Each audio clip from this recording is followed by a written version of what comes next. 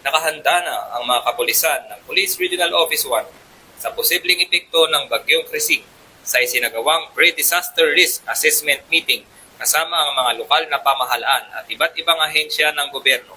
Tiniyak ng Police Regional Office 1 na nakaalerto na ang kanilang mga tauhan upang magsagawa ng rescue operations, traffic management at seguridad sa mga evacuation center.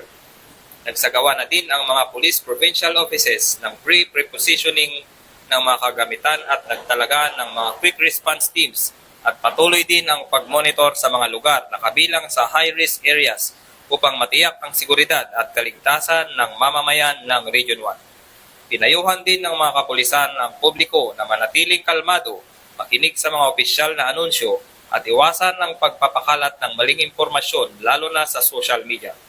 Patuloy ang koordinasyon ng Police Regional Office 1 sa mga Disaster Response Unit, Department of Social Welfare and Development at Office of Civil Defense upang matiyak ang mabilis na pagbibigay ng tulong sa mga maapektuhan na residente. Mula dito sa Ilocos Region, ako ang inyong PNN correspondent, Police Corporal Mark Anthony Pico, alagad ng batas, tagataguyod ng Balitang Pulis.